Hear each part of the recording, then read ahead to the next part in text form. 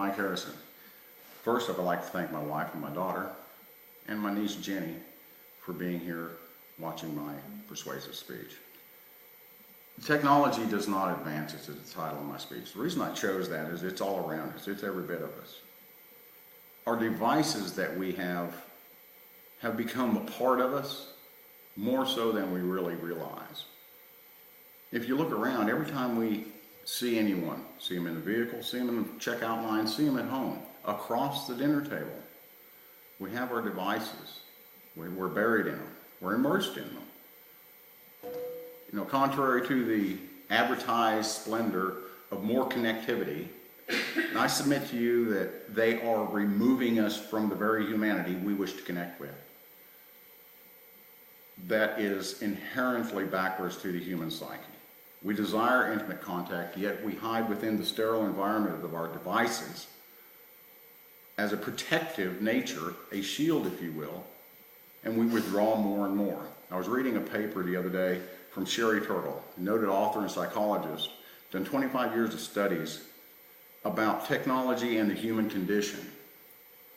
She tells a story and an anecdote of a company she was surveying about how the company was interacting in with technologies.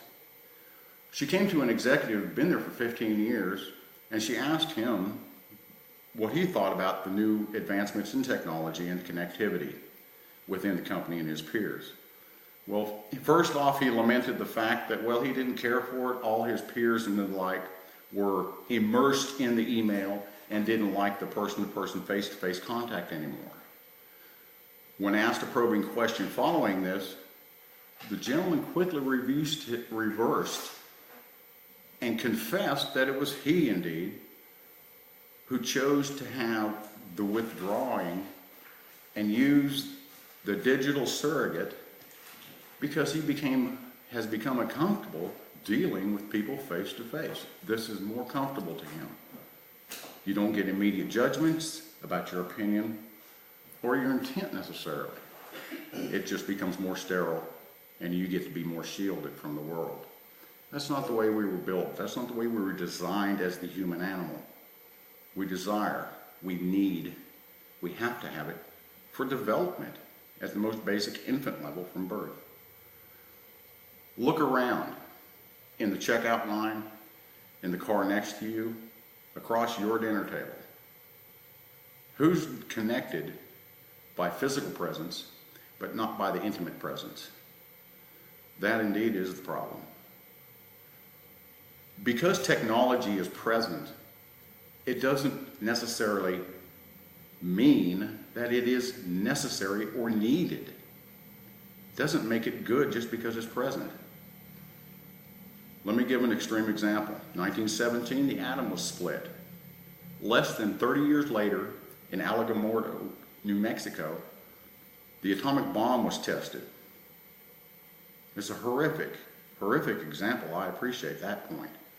But look, atomic weapons are all around the world now. But we have given tacit acceptance to the normalcy of the atomic weapons all around the world.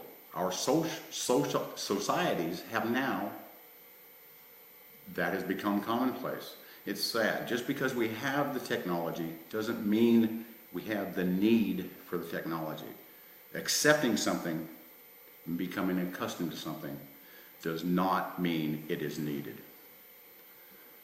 So what I'd like to point out in conclusion is we have become immersed, and if we're honest with ourselves, I'm connected to this as much as you are.